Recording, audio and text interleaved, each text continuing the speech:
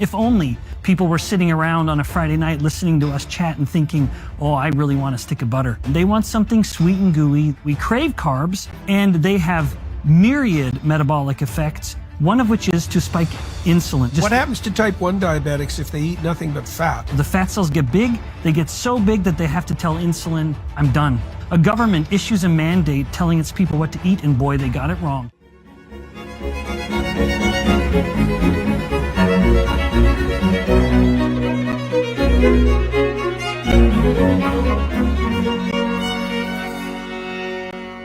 I'm talking today to Dr. Benjamin Bikman, who's a professor of cell biology at Brigham Young University and a lecturer at Peterson Academy. He's done 3 courses for us. We're talking today primarily because I'm interested in the rise of the Make America Healthy Again movement. And I've been talking to the people who are integrally involved in that movement and trying to determine, strategize about the direction. And that's a very complicated thing to do. And one of the things I want to do is figure out where the most bang for the buck might be had with the least amount of trouble. Almost every problem's like that. There's lots of causes of a given problem, but there's 1 or 2 causes that are 90% of the problem. And you want to focus there and maybe have a chance then. And so I talked to Dr. Bikman today about insulin resistance, excess carbohydrate intake. And that's the carbohydrates that are rapidly transmuted metabolically into sugar. And that's pretty much all carbohydrates, by the way. And the fundamental problem with America's health is an abundance of carbohydrates. And so we discussed insulin resistance, which is a metabolic condition that arises as a consequence of too much carbohydrate intake. And then we discussed the multiplicity of cascading catastrophic health effects that produces. Type 2 diabetes being particularly well known, let's say, as a secondary consequence, but cancer, heart disease, erectile dysfunction, reproductive dysfunction, more generally, high blood pressure, you name it, immunological disease, depression, anxiety. There's almost no serious medical condition that's widespread that can't be traced to excessive carbohydrate intake. And so obviously, it seems to me, that's where the focus should be. And so we walk through the biology, we walk through the practicalities, we walk through some hypotheses about how that problem might be redressed at the government level, but also at the level of individual behavior. And so this is very important. There's likely nothing you can do that will improve your life more, both in the short run, but even more importantly in the long run, than to modify your diet away from high carbohydrate intake. And so we walk through why that is. So join us.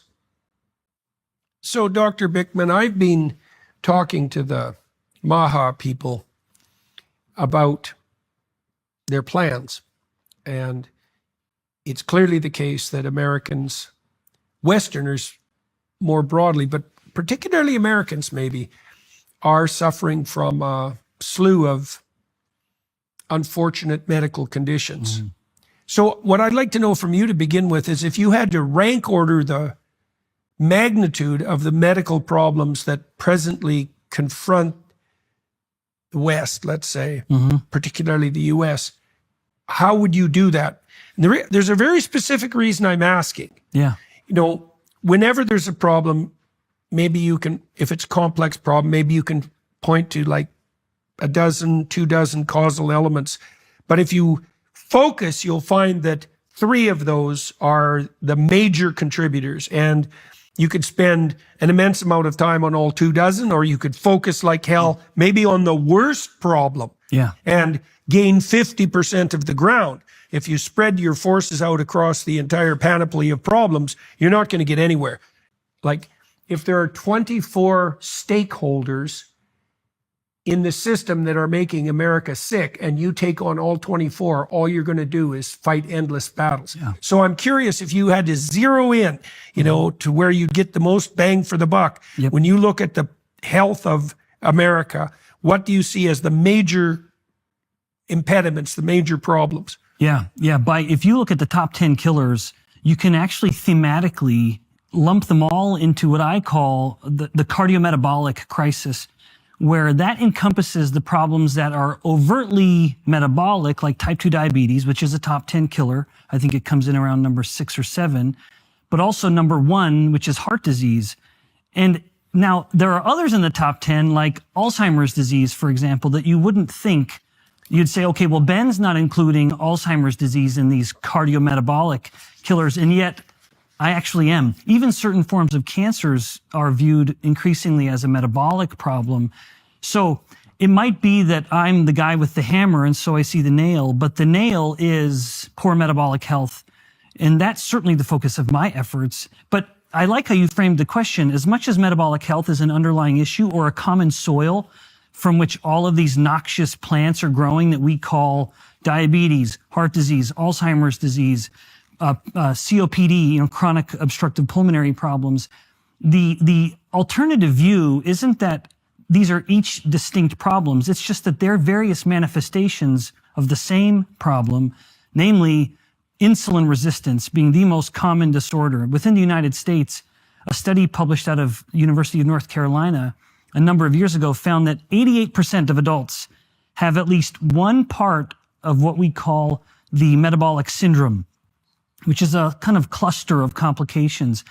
Interestingly and tellingly, what we call the metabolic syndrome used to be called the insulin resistance syndrome. Mm-hmm. And as much as you framed it from a Western view, just to help people appreciate this, we're maybe around in the US, number 20 or so with type 2 diabetes worldwide. The Middle East, they're experiencing these problems far worse than we are. Even Southeast Asia, these countries where you'd look at the population and think, well, you look healthy. You're only maybe a little overweight. Yeah. But there are ethnic differences where body fat, which is so important to this, will predispose people to these metabolic problems at varying levels. But to answer the question succinctly, the problem is a cardiometabolic crisis. And at the heart of this is this very poorly understood, poorly known, poorly discussed problem called insulin resistance. Yeah, okay. So lay out the relationship between insulin resistance and obesity. Oh, yeah. Oh, that's a great question. So insulin resistance is the most common problem. It's the most relevant for chronic disease. Naturally, we want to know, all right, well, where did the villain come from? Yeah. What is the Breaking Bad story? I typically describe and teach that there are two paths. There's fast insulin resistance, which has its own noxious stimuli, that it comes quickly and it can go quickly. But then there is slow insulin resistance, and this touches on your question, so I'll answer it with that one in mind. One of the ways in which insulin resistance develops is by fat cells that get too big. Now, to really confirm, as much as we have an obsession on fat, on body fat, we actually look at it kind of incorrectly. We would say, okay, Jordan has 20 pounds of fat, whereas Ben has 30 pounds of fat. So Ben's naturally going to be sicker than Jordan. And yet it's not the mass that matters most. It's actually the size of each individual fat cell. This is why in that cardiometabolic crisis, the list of what's killing us, men die more from all of those except Alzheimer's disease. So if you look at the top 10, 9 of them go to men, and it's not even close. Men die more from these problems than women by orders of magnitude almost. But women are fatter than men. And so it's clearly not an issue of fat mass. Per se. Mm-hmm. Yeah. So if you look at it as a percent body fat, a woman's going to be fatter than a man by design. That's supposed to be that way for reasons that we won't get into. But men have less body fat, but we have bigger fat cells. So I promise I'm answering the question. Yeah. But as a fat cell gets bigger and bigger, it's almost like a naughty little child who's taken the water balloon to the tap. Now they're filling it. Oh boy, you better take that balloon off or it's going to pop. Now the fat cell, acting in its own best interests, it has to adapt 2 ways to ensure that it doesn't pop. It doesn't want to die. In the body, we don't want our fat cells. We don't want any cell to die. That's a very messy, very inflamed process. So one thing, the fat cell, as it gets ever bigger, it can't turn off the fuel coming in. But what it can do is change the fuel coming out. So insulin has an absolute choke hold on fat cells. This is a little outside the question, so I won't quite get around to it yet. But insulin is an absolutely essential signal. As much as we focus on calories, insulin tells a fat cell to grow. And now the fat cell is growing and it's telling insulin, I am about to pop. And so I have to stop listening to you. And so I'm going to become deaf, or I'm going to become resistant to what you're telling me to do. And whereas earlier insulin was telling it to hold on to all of this fat, now the fat cell starts leaking out fat, even though insulin was originally telling it not to. This creates a problem that we can refer to as ectopic fat deposition, because now the fat cell is leaking out these things called free fatty acids. So blood fat levels are going up.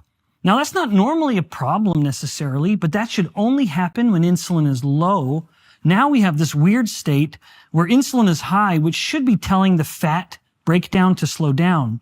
I'm getting into deep biochemistry actually really quickly. No. So normally if insulin is up because we've eaten some carbs and stuff, then fat in the blood would be down because insulin would be telling the fats to hold on to it.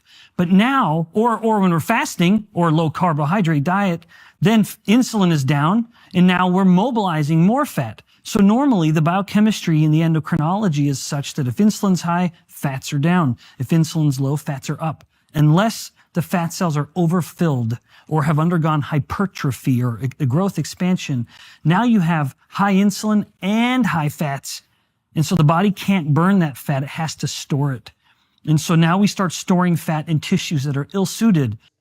Earlier at the outset of the conversation, I mentioned that even infertility has an origin, has some degree of development because of insulin resistance. And it's a perfect example of both of these parts of insulin resistance, where in some instances, insulin isn't working very well. Always with insulin resistance, blood insulin levels are higher. So for example, erectile dysfunction is the most common form of male infertility. In fact, its connection to insulin resistance is so strong that just a few years ago, I was so struck by a title of a paper that had just been published, which stated something like, is erectile dysfunction the earliest manifestation of insulin resistance in otherwise young, healthy men? Now, what is the connection? It's because in a normal erectile function, in order for the man to have normal erectile function, he has to experience a pretty dramatic increase in the size of the blood vessels in his body. The blood vessels expand, that increases blood flow, and then he has normal function. Part of that signal that tells the blood vessels that it's time to expand is actually insulin. And so this is what I said earlier, where insulin does so many things in the body, and we only think of it as being relevant to glucose, and that's not fair. Insulin does a lot of stuff, again, including telling blood vessels to expand. Now, unfortunately, in the case of this unfortunate man, his blood vessels become insulin resistant. So now it's insulin coming and knocking on the doors of the blood vessels saying, hey, it's time to expand and increase blood flow. But the blood vessels don't respond. They don't listen. So they stay constricted. Blood flow stays insufficient, and thus he has erectile dysfunction. There are two pathways to insulin resistance. So two roads that get to the same destination. Again, the destination being insulin resistance. There's the fast lane, which I call fast insulin resistance, and it actually has 3 lanes, which I'll describe in a moment. Then there's the slow insulin resistance, which is it takes a little longer to get there, but at the same time, it takes a little longer to get away from it. So I'll start with fast insulin resistance because the slow one ends up getting a little excitingly complicated, but in a cool way. So with fast insulin resistance, there are 3 things that I could take you to a clinical lab and I could make you insulin resistant in 6 hours with either of these 3 things. But as quickly as it settles in, if I remove those things, your insulin resistance would go away. So these are fast causes and they're fast resolution. They are stress is a primary cause of fast insulin resistance. So too is inflammation. And then lastly, and this is going to sound somewhat paradoxical, too much insulin is also a cause. And I'll end with that one because I think it's the most important. Then transition to slow insulin resistance. So anytime the body is experiencing too much stress, it will very quickly become insulin resistant. Now, as a professor who teaches endocrinology, no surprise, I define stress in the context of hormones. And there are two primary stress hormones, cortisol and what we call in the US epinephrine, or in the UK adrenaline. Those are the two stress hormones. Now, those hormones are very distinct. They have almost nothing in common. But like when you are feeling a little stressed, it's both of those, especially adrenaline / epinephrine, that are making you feel a little jittery. It's making your heart beat a little faster. You're a little more alert. That all starts to play into a stress response. But what those two hormones have in common is that they both want blood glucose levels to climb. It's kind of their way of saying, hey, we don't really know what's going on right now, but we want to be ready to run away, or that's the fight or flight kind of aspect to stress. And so they want to push blood glucose levels up, and they do very well. That, of course, puts them at odds with the hormone insulin, because these two, epinephrine or adrenaline and cortisol, the two stress hormones, they're pushing glucose up. Insulin wants to push it down. So the more the body has those stress hormones elevated because of, say, sleep deprivation, that's a very effective way to increase cortisol. Or they are drinking too much caffeine. That is a way to increase epinephrine quite strongly. If both of those signals are too incessant, or they continue to be present and climb, then insulin has to work harder and harder, and then we have insulin resistance. So stress is a cause of insulin resistance. But then next is inflammation. You and I were commenting about earlier about how, boy, there's a cold going around. It's flu season. Even then, if a person were wearing a continuous glucose monitor on the back of their arm, measuring their glucose levels, they would see their glucose levels are much, much higher, like significantly higher during the time that they're struggling with this infection. That is a reflection of insulin resistance. Insulin's having a harder time keeping the blood glucose levels in check. Anytime inflammation is up, insulin resistance will be up as well. Even in things like autoimmune diseases, there are reports in humans that document the degree to which someone has, say, active rheumatoid arthritis. Their joints are achy because of an autoimmune attacking of the joints.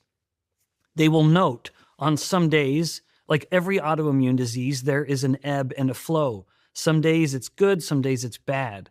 And on the bad days, if you measure their insulin resistance, it is absolutely locked with the degree to which their immune system is turned on or off, or higher or lower. So inflammation is another cause. And then the last one of the fast lane of insulin resistance is too much insulin itself. Now, the astute listener will realize the kind of circular thing I've just presented by invoking high insulin as a cause of insulin resistance, because they will also think, but wait a minute, Ben, you just said that high insulin is also a consequence of insulin resistance. That, back to the bouncer knocking on the door of the muscle cell, if one bouncer wasn't enough, or one molecule of insulin wasn't enough, the body will say, okay, well, let's send 10 molecules of insulin.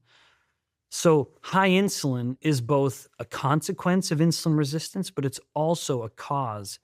And this is reflective of a fundamental principle in all of biology, that if there is too much of a stimulus, a cell, if it's capable, will try to become resistant to that stimulus. This would be like a funny analogy of in the Bikman home. My darling wife is home with the children. That is what she wants to do. She is full-time mom. When I'm home, and I try to be home as much as I can, it's funny for me to note the difference in how quickly we each respond to our children. I will hear my child saying, "Mom, Mom, Mom," and she's not responding. Mom has heard this for so much that she's become kind of selectively deaf to when my children are demanding her attention. I'm not as around my children quite as much because I'm working during the day. And so when I hear that, it's a very fresh signal to me. I've not heard it so much that I've become deaf to it. And so I will respond even though I'm in the other room, because I'm so much more sensitive to the clamoring for attention. This is like the body in response to insulin.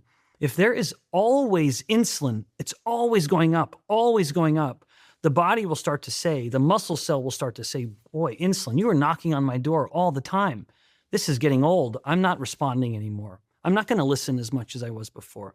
So in that sense, insulin, too much insulin becomes a cause of insulin resistance. And back to what I said earlier, I could take you into the lab, start infusing you with just a little drip of insulin to increase your insulin, and over just a few hours, you would become demonstrably less sensitive to it than you were before we started. But again, as I take that away, give your body a few hours and it's back to normal. In every one of those instances, it's a fast onset and it's also a fast solution if we can take it away. All of these can contribute to a more lingering insulin resistance, but especially insulin, where I focus on that one the most because of not only its relevance to the slow lane, but also just how present it is, where 70% of all calories globally are carbohydrates. And now, perhaps with the best of intentions, our experts are telling us that we should be eating 6 times a day. And so we wake up in the morning, insulin has finally been coming down while we've been fasting overnight. Insulin gets to take a little bit of a break. We're fasting. Then we break that fast by eating breakfast. And in the UK, as it is in the US, by and large, this is going to be a very starchy, sugary breakfast. It's toast with some jam, or it's cereal, or it's bagels. That is almost pure glucose. And so what do? We wake up, we eat breakfast, we spike our blood sugar levels, and insulin has to come up. Insulin will take longer to come down than the blood sugar will. It will wait in the blood to make sure that all the blood sugar has gone back to normal. So depending on how much carbohydrate we ate for breakfast, it could take our insulin levels 3 or even 4 hours to come back down to normal. Long before it's had a chance to come back down to normal, we've had a mid-morning snack, of course. We need to go get a sugary coffee and another bagel or something.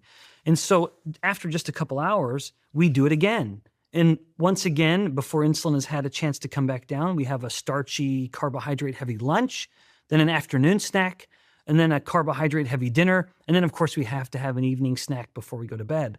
So the average individual is spending every waking moment in a state of elevated insulin. And thus, the signal never really goes away because they never give themselves a break. But one of the consequences of that I mentioned, which is that it directly causes insulin resistance. But when insulin is high, it starts to have a signal on the fat cell. And that then brings us to the slow insulin resistance, where you have something happening in the fat tissue that begins to set the stage for insulin resistance in the entire body. And it takes longer to settle in, but it takes also longer to go away. That's why I call this one slow insulin resistance. Now, in the case of insulin, most people, so the key with I'll explain it this way first. So the most relevant feature with fat tissue contributing to insulin resistance is the size of each fat cell. When we typically think of fat, we would maybe say, okay, Steve has, I'll do this in kilos for the UK audience. Steve has 10 kilos of fat on your entire body. That's probably too much for you. But Ben has 20 kilos. And yet, it's possible that I'm healthier metabolically than you. And that's because it's not the mass of fat that matters most. It's the size of the fat cell that matters. This is why women, despite universally being fatter than her male counterparts, are healthier with regards to insulin resistance and every single metabolic problem. It's because women, as a result of her particular sex hormones, have more fat cells, but they're smaller. So she has more fat, but smaller fat cells. And small fat cells are healthy, insulin-sensitive, anti-inflammatory fat cells. But the bigger the fat cell gets, the more it initiates a cascade of events or a series of events that creates insulin resistance. And am I right in thinking we have the same amount of fat cells for our whole life pretty much? That's a really, really safe assumption for most people. Yeah, for most people, a fat cell, sometimes students will hear that fat cells are immortal. That is not true. But they're long-lived. Fat cells will live about 10 years. And so typically, by the time, if you look at a newborn, during infancy, childhood, and puberty, the number of fat cells is going up, up, up, up, up. Once they finish puberty, so mid to late teens for a young woman, late teens or even early 20s for a young man, usually at that point, the number of fat cells they have is going to be very static. We pretty much, especially as an adult, have the same amount of fat cells, really regardless of what we eat. Yes. And it's actually just the fat cells we have shrinking or growing, expanding. Exactly. That's exactly right. But there are differences across ethnicity. Like, this is a little oversimplified, but not much. On one end, you'd have Caucasians, kind of Northern European Caucasians. On the other end, you'd have East Asians, like Chinese, Japanese, Korean, East Asians. And then if you look at that same spectrum of people making fat cells through their life, an East Asian will be making fat cells and then stop right about here. So very few fat cells, relatively speaking, across all the ethnicities. They have very few fat cells. A Caucasian on the other end of the spectrum, they went way higher. And so this guy, let's say American Ben versus Chinese Ben, overly simplified, but here we are. So much of fat mass isn't the number of fat cells, even though American Ben has more. It's the size of the fat cell. So I could be the same percent body fat really as Chinese Ben, but that would just be because my fat cells were just that much smaller. But this is the problem then. If you have, let's say, American Ben and Chinese Ben both gained 10 kilos of pure fat over the next 10 years, very easily done. Most people do that quite often. Caucasian Ben just doesn't look as good in his Speedo, which as a pasty Caucasian, he's not going to look particularly good in that Speedo anyway. But I just am bulging a little more than I was before, but otherwise I'm healthy. My blood pressure's fine, my blood sugar's fine, everything's normal. Put that same 10 kilos of fat on Chinese Ben, hypertension, type 2 diabetes, fatty liver disease, infertility. And that is because Chinese Ben had fewer fat cells to start with. And so those fat cells, as the body was told to store fat, those fat cells were getting much, much bigger, much sooner. And the fat cell promotes insulin resistance very, very readily. And so that logically moves into the question of, well, what makes fat cells grow? And it is two essential variables that we only ever look at calories. And yet, if you take a person with type 1 diabetes and say, I want you to eat 10,000 calories, but don't give yourself your insulin injection, they cannot gain weight. It is literally impossible for the type 1 diabetic to get fat if they are skipping their insulin injections. In fact, this is so known that if you take, let's imagine a young woman who would maybe have more pressure to be thin than her male counterpart, although it's happening more in males too. Imagine a young girl who gets diagnosed with type 1 diabetes at the age of 13 or 14. Very impressionable time. She's very worried about how she looks and how thin she is. She learns that, wait a minute, I can eat whatever I want, and all I have to do is not inject my insulin, and I'll be as skinny as I want. And it works. It works so well that it's actually a formal eating disorder called diabulimia. So the fact that this exists is absolute proof that the growing and the shrinking of the fat cell is more complicated than just calories being high or low. Because like I'd said earlier, when I talked about hormones, hormones are a way for the very tissues of the body to know what it ought to do with energy. And so a fat cell will have energy all around it. And if it doesn't have insulin to tell it what to do, it won't do anything with it. Or maybe to make this more direct, back home in my lab, my students are growing fat cells in Petri dishes. These fat cells are swimming in a little sea of calories, lots of glucose, lots of fats, and yet they stay really small until we add insulin. The moment we add insulin into that little Petri dish, if we check those cells 4 hours later, they're immediately fatter. If we check them 4 hours later, they're fatter still. Now they know what to do with the energy they have. So with slow insulin resistance, it develops when fat cells get really, really big. It's like because they have to tell insulin, you are telling me to keep growing. I can't keep growing. I'm so big that I'm going to pop. I mean, literally, the fat cell can get so big that it degrades its membrane. It's like a water balloon that a naughty little boy has overfilled and it's about to burst. The fat cell doesn't want to burst. And so it tells insulin, you are trying to make me grow. You're telling me to grow. I can't listen anymore. I'm becoming insulin resistant to stop growing. So insulin makes you fat? Oh, very much. Now, a moment ago I said that the big fat cell is two variables. You must have both. You must have both a signal to tell the fat cell to get big, which is insulin. There's no other signal that can do it. You can, in a human, just simply take away the insulin, like type 1 diabetes. It doesn't matter any other hormone in the body. It does not matter. They cannot get fat. They could eat 10,000 calories of chocolate cake. They cannot get fat. Not only can they not get fat, they can't hold on to their fat. Because if there's no insulin to tell the fat cell to hold on to it or get big, it has to shrink. It's breaking down its fat. So the body goes into such a dramatic fat burning state in the absence of insulin that keeping fat becomes impossible. So the insulin signal is necessary to tell the fat cell what to do. But the fat cell will say, okay, insulin, you're high, you're telling me to grow, but what am I going to grow with? That's where the calories come in. Now the fat cell will say, hey, fats and glucose in the blood, insulin has told me to get big, and so I need to pull you in to help me grow. You're going to give me the bulk. And if you have one without the other, it is death. So if I'm eating 2,000 calories and I have a different insulin sensitivity to you, say we both eat 2,000 calories and I'm insulin resistant, doesn't that mean that You'll store more as fat.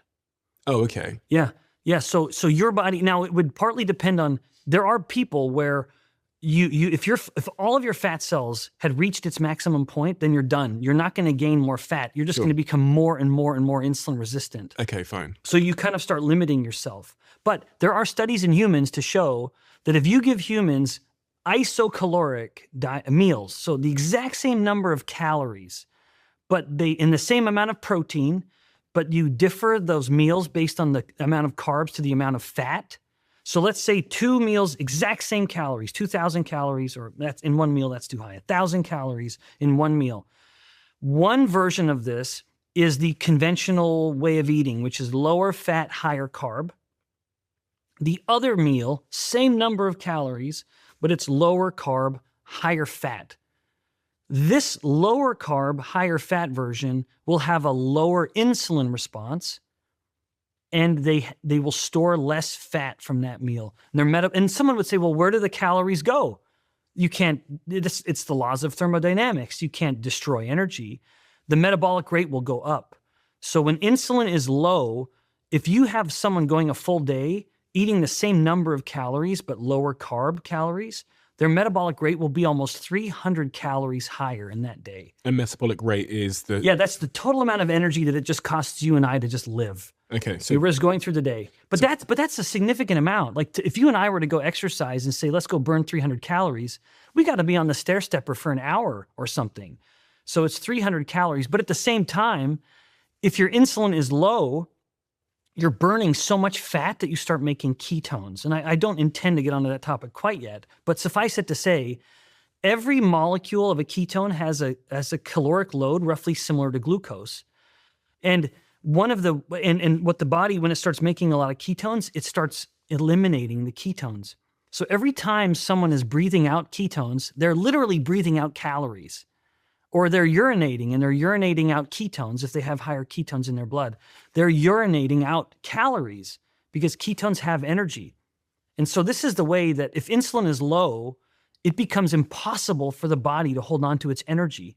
It is so determined to spend energy that it will both increase metabolic rate and it will make the energy, the calories, be wasted in the breath and in the urine and in the form of ketones, because ketones have calories. Ketones are energy. Now we're just dumping them out into the universe.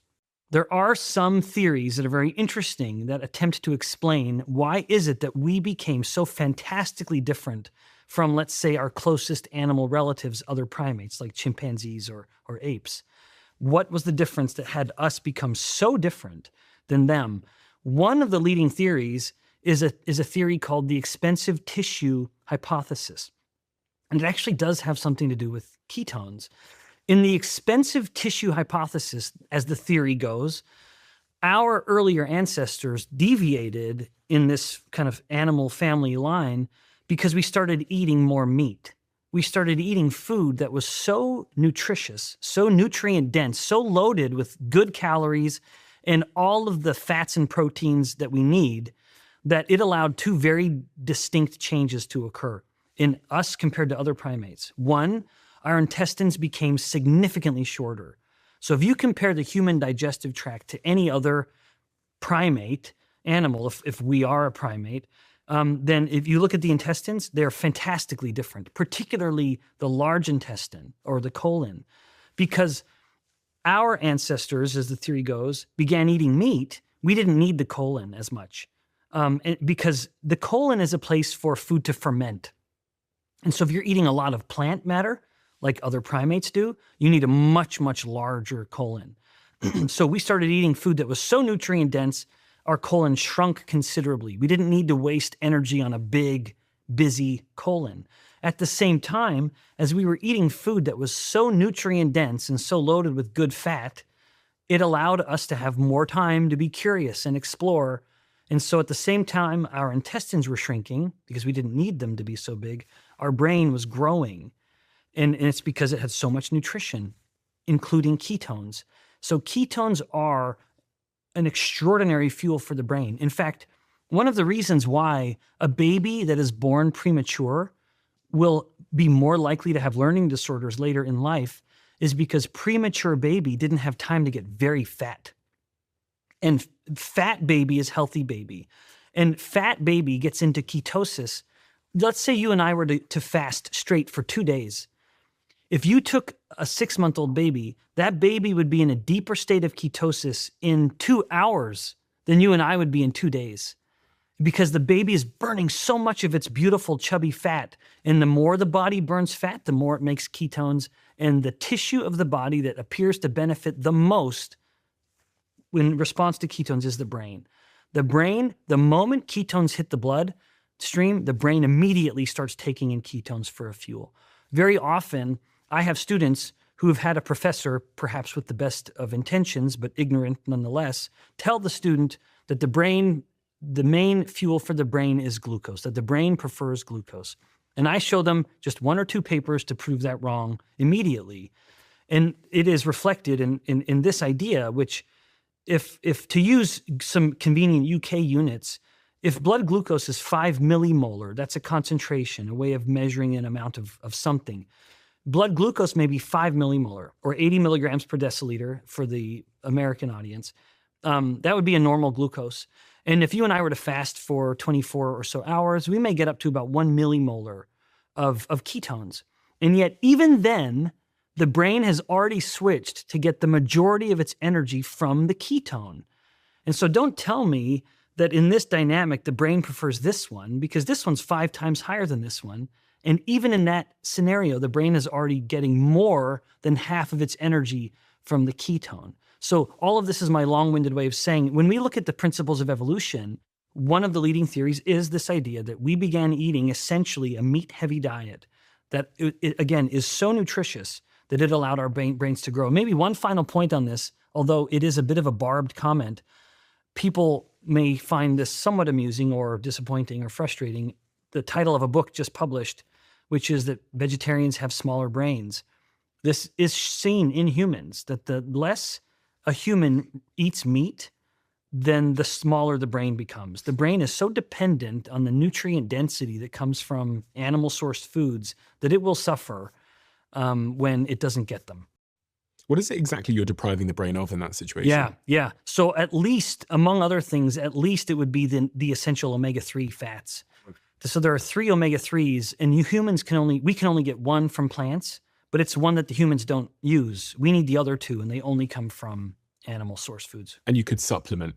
Absolutely. Right. And that yes. Yeah, you can. But so the solution in that regard is the vegan must be educated enough to know what they're deficient in, and then wealthy enough to afford the supplements to make up for it. So insulin resistance, why would it exist at all? It would probably be a way for the body to know when it was needed to hold on to energy a little better. So now, I say that now, and someone would think, well, but why would I want to hold on to energy in a way where it's causing hypertension and Alzheimer's disease and increasing the risk of heart disease? Not all versions of insulin resistance are negative. So there is what all the insulin resistance that you and I have been talking about is pathological insulin resistance or harmful insulin resistance. Insulin resistance that serves no good purpose and it's making us sick. However, there is insulin resistance in human development, which is physiological or helpful. It's supposed to happen. And that is the two P's of physiological insulin resistance: puberty and pregnancy. Because in both of those instances, as we outlined earlier, when the body's insulin resistant, insulin is high. That's not always bad, because insulin wants things to grow. It is like a fertilizer in the body. Now, sometimes it's misplaced and results in problems like increasing the risk of cancer, for example.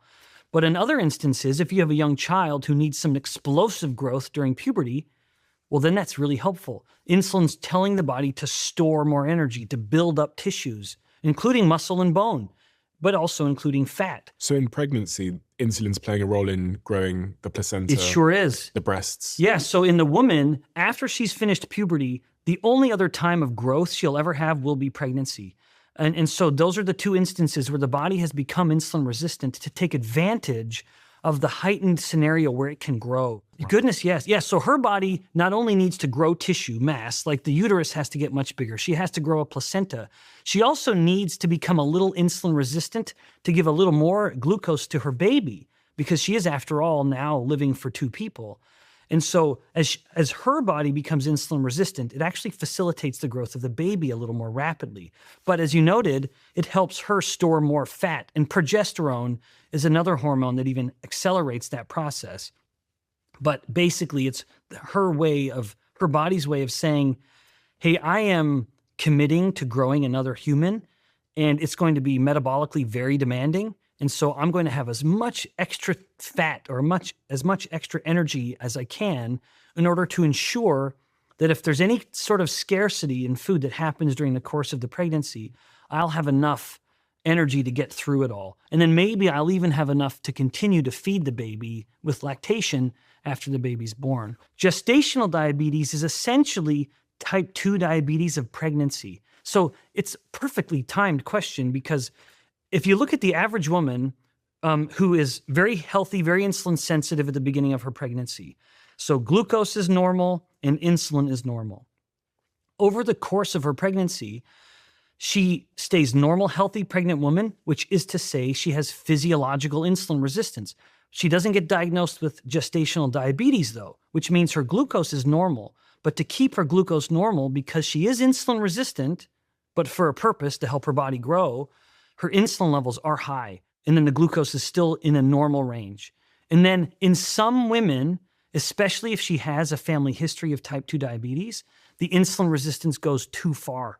Now she has high insulin, like all pregnant women do, but she's not able to keep her glucose levels in check. So if I'm eating loads and loads of sugar throughout a pregnancy, that will compound the problem. Absolutely. So then she will go from the normal insulin resistance of pregnancy into the insulin resistance of diabetes. So it really is like type 2 diabetes, but a microcosm of it, a mini version that was really instigated or initiated because of the pregnancy, combined with a bit of a genetic predisposition, combined with her eating the worst possible way. Does that then impact the future baby? Oh, for sure it does. Yeah. So think about, it's almost like the baby is literally developing in a hyperglycemic, hyperinsulinemic environment. So the baby gets hardwired to want to continue to exist in a state of high insulin and high glucose after the baby is born. And so yes, the offspring of mothers who have gestational diabetes are significantly more likely to gain weight and be chubbier or fatter than their counterparts, and to later develop type 2 diabetes. Yeah, a resounding yes. I read in your book that these infants have a 40% higher chance to be obese and have metabolic complications in their teenage years and beyond. Yes, I mean, a significant thing. And I say that with all of the sympathy I can for the mother who may be struggling with this, but it is certainly a motivation for mom to just be mindful of what you're eating.